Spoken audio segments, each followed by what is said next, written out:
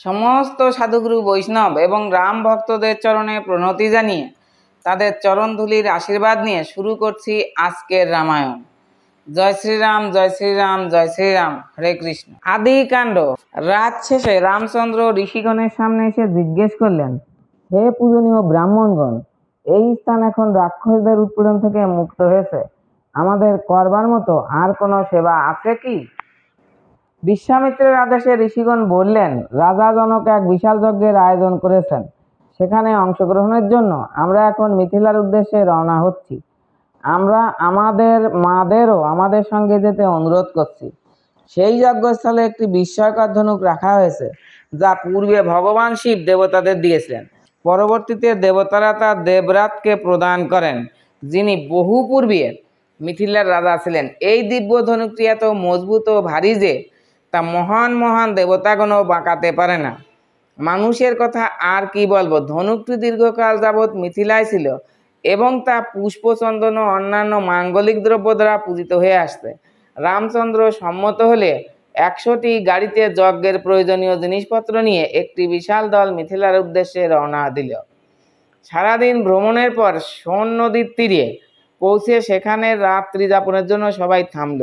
রাম সে সময় বিশ্বামিত্রের কাছে এই স্থান সম্পর্কে জানতে চাইলেন। ঋষি তখন বর্ণনা করতে লাগলেন, এক সময় কুশ নামক এক মহান ঋষি এই স্থানে বাস করতেন। তিনি ব্রহ্মার পুত্র ছিলেন। তার 4 ক্ষত্রিয় পুত্র 4টি নগর গড়ে তোলেন এবং তার মধ্যে একটি সোন নদীর তীরে অবস্থিত। কুশের পুত্র কুশনাপ অপ্সরা ঘৃতাচির মাধ্যমে 100 কন্যা সন্তান উৎপাদন করেন। কন্যারা অত্যন্ত সুন্দরী ছিল এবং তারা এই নদীর তীরে খেলা করত। এক সময় বায়ুদেবতা পবনদেব কন্যাদের সৌন্দর্যে বিমোহিত হন। তিনি তাদের সামনে উপস্থিত হয়ে বলেন, সুন্দরী বালিকারা, যদি তোমরা প্রত্যেকেই আমার পত্নী হও, তবে আমি তোমাদের ক্ষণস্থায়ী মানব সৌন্দর্য চিরসতেজ দিব্য যৌবনে পরিণত করব। বায়ুর প্রতি বালিকাদের কোনো আকর্ষণ ছিল না, বরং তারা অপমানিত হয়ে বায়ুকে বলল, আমরা কখনো নিজেদের স্বামী নির্বাচন করার কথা ভাবিনি, কেবল আমাদের পিতার পছন্দ অনুযায়ী আমরা বিয়ে করব। এক মহান রাজর্ষির কন্যা হওয়ায় আপনার অশিষ্ট আচরণের জন্য আপনাকে অভিশাপ দেওয়ার ক্ষমতা আমাদের নিশ্চয়ই আছে, কিন্তু আমরা তা করব না, কেননা তপস্যায়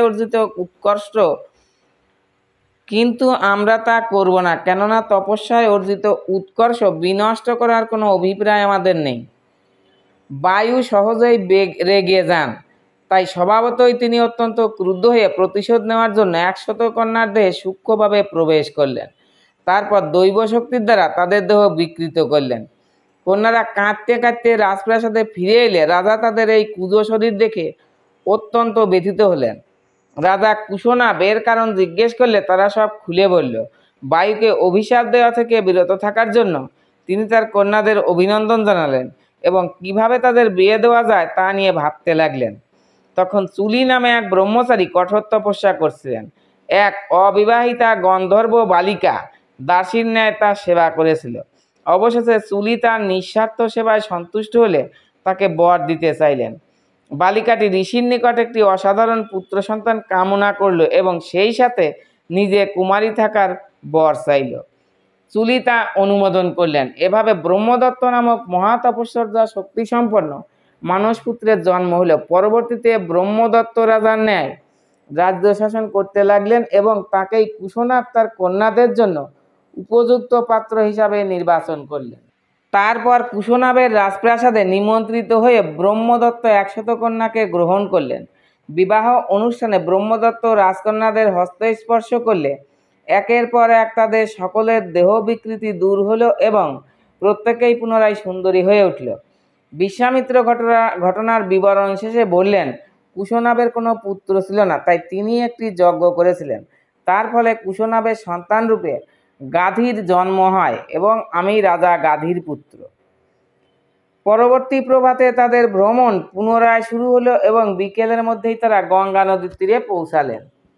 সেখানে রাত্রি যাপনকালে রাম বিশ্বামিত্রকে গঙ্গা নদীর ইতিবৃত্ত বর্ণনা করতে অনুরোধ করলেন। বিশ্বামিত্র মুনি তখন বর্ণনা করতে লাগলেন, হিমালয় পর্বতের অধিষ্ঠাত্রী দেবতা হিমবান মেরু পর্বতের কন্যা মেনার গর্ভে গঙ্গা ও উমা নামক দুই কন্যা সন্তান উৎপাদন করেন। একবার সৃষ্টিকর্তা ব্রহ্মা হিমবানের কাছে গিয়ে ব্রহ্মাণ্ডের ভবিষ্যৎ কল্যাণে গঙ্গাকে দেবতাদের গ্রহণ করার অনুমতি দেওয়ার জন্য অনুরোধ করলেন। হিমবান সানন্দে রাজি হলেন এবং পরবর্তীতে তার কন্যা উমাকে শিবের নিকট সম্প্রদান করেন। কেননা কঠোর তপস্যার সময় উমা সর্বদাই শিবের ধ্যান করতেন। উমাকে গ্রহণ করার পর ভগবান শিব তার সাথে দাম্পত্য জীবন সূচনা করেন। কিন্তু 100 বছরেও তাদের কোনো সন্তান উৎপাদন হয়নি। তাই এ সময় দেবতারা ভগবান শিবের নিকট উপস্থিত হয়ে প্রার্থনা করলেন, হে প্রভু, দয়া করে আপনি সন্তান উৎপাদন থেকে নিবৃত্ত হন। আমরা ভয় পাচ্ছি, কারণ আপনার সন্তান এত বেশি শক্তিশালী হবে যে তাকে বহন করা পৃথিবীর জন্য কষ্টদায়ক হবে। আমাদের বিনীত অনুরোধ, আপনি দয়া করে তার পরিবর্তে ধ্যান ও তপশ্চর্যা অনুশীলন করুন। ভগবান শিব উত্তরে বললেন, আমি আপনাদের প্রস্তাব গ্রহণ করছি, কারণ সত্যিকার অর্থেই আমার হৃদয় আত্মতত্ত্বের প্রতি প্রবৃত্ত রয়েছে। কিন্তু ইতিমধ্যেই আমার তেজপুঞ্জ যেহেতু হৃদয়চ্যুত হয়েছে, তাই অবশ্যই তা যে কোনো স্থানে গৃহীত হবে। দেবতারা তখন পরামর্শ দিয়ে বললেন, যে কোনো ভার বহনে সক্ষম পৃথিবীকে তা গ্রহণ করতে দিন। তারপর ভগবান শিব তার শক্তিশালী তেজপুঞ্জ নিঃসরণ করলেন, কিন্তু পৃথিবী ফেটে যেতে পারে এই ভয়ে দেবতারা ভীত হলেন। তাই তারা অগ্নি ও বায়ুকে ভগবান শিবের সর্বত্র ছড়িয়ে পড়া তেজ গ্রাস করার জন্য অনুরোধ করতে লাগলেন। দেবতাদের প্রার্থনায় সাড়া দিয়ে বায়ুর সাহায্য নিয়ে অগ্নি সেই তেজ শোষণ করতে গেলেন।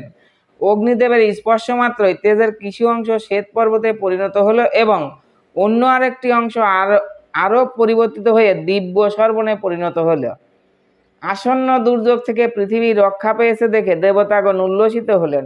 কৃতজ্ঞ চিত্তে তারা ভগবান শিব ও উমাকে পূজা করতে গেলেন, কিন্তু উমা তাদের প্রতি ক্রুদ্ধ হয়ে অভিশাপ দেন, তোমাদের পত্নীরা সবাই বন্ধ্যা হয়ে যাক। একইভাবে পৃথিবী শুধু নিঃসন্তানই নয়, তার পৃষ্ঠ অমসৃণ এবং বহু রাজা দ্বারা শাসিত হোক। একইভাবে পৃথিবী শুধু নিঃসন্তানই নয়, তার পৃষ্ঠ অমসৃণ এবং বহু রাজা দ্বারা শাসিত হোক। তারপর ভগবান শিব ও পার্বতী উভয়ই উত্তর হিমালয়ে তপস্যা করতে গেলেন। কিছুকাল পর দেবতাগণ অসুরদের দ্বারা নিপীড়িত হলে একজন ভয়ানক শক্তিশালী সেনাপতির প্রার্থনার জন্য ব্রহ্মার নিকট উপস্থিত হলেন।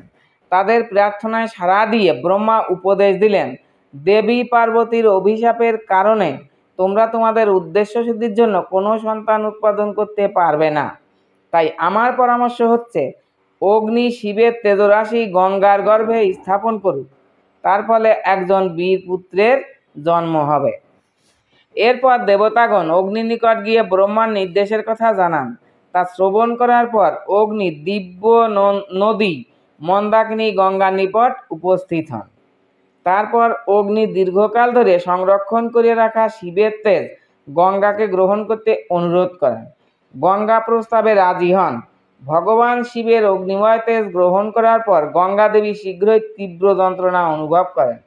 অত্যন্ত আলোড়িত হয়ে তিনি অগ্নিকে বলেন, আমি আমার গর্ভে শিবের তেজ ধারণ করে রাখতে পারছি না, এর যন্ত্রণা অসহ্য।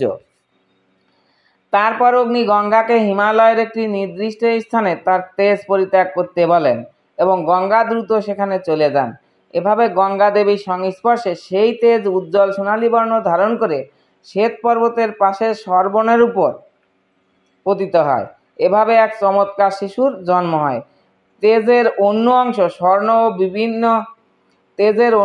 স্বর্ণ ও রূপার খনিতে পরিণত হয়। প্রকৃতপক্ষে সেই তেজের প্রচণ্ড শক্তির কারণেই বিভিন্ন দূরত্বে তামা ও লোহার খনির সৃষ্টি হয়েছে।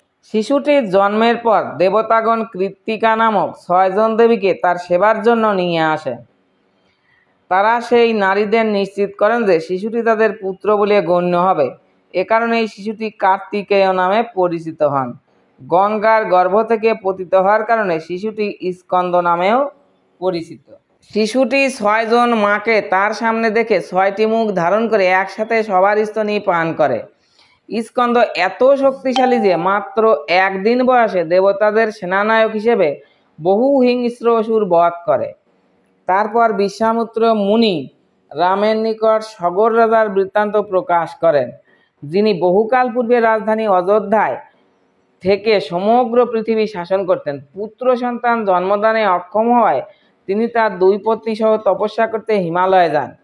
কিছুকাল পর রাজা মহর্ষি ভৃগু কর্তৃক এমন এক আশীর্বাদপ্রাপ্ত হন যে তার এক পত্নী এক পুত্র সন্তান জন্মাবেন, যে বংশ রক্ষা করবে। অপরদিকে তার অপর স্ত্রী 60 সহস্রাধিক পুত্র সন্তান জন্ম দিবেন।